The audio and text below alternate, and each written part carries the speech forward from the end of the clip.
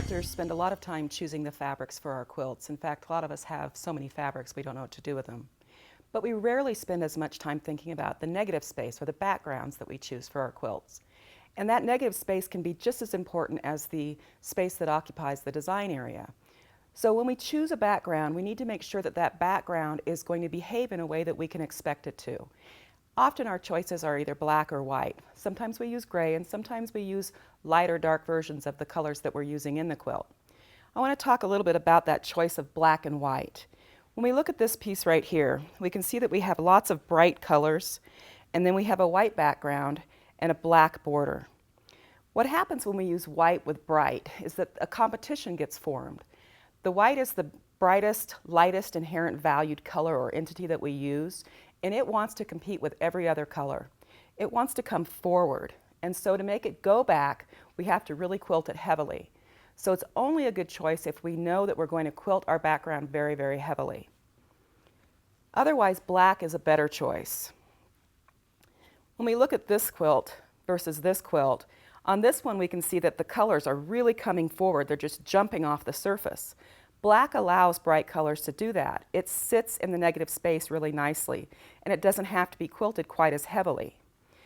Black and white will also affect how the colors look size-wise. When we look at this piece, I've split the background so that part of it is white and part is black. And then those bright colors are going from either black into white or white into black.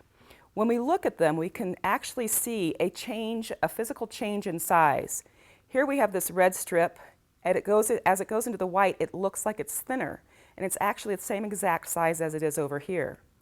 Whereas here we have this blue strip, and it looks smaller in the white, but when it goes into the black, it looks larger. The negative space will really affect the colors and really affect the things that are in positive space. Finally, sometimes we're not using bright colors. We're using tones or shades or tints. In this piece, we have mostly shades, and those are colors that have black or gray added in there are tones in here also, and they're being affected differently by the white and the gray. Here you can actually see a crisper line against the white, whereas here those grayed out colors just move into that gray or dark black or dark gray or black fabric. So here we're going to see a nice line or demarcation where the beginning of negative space begins and positive space is. So for tones and shades, white is a really good option, whereas the gray or the black is not.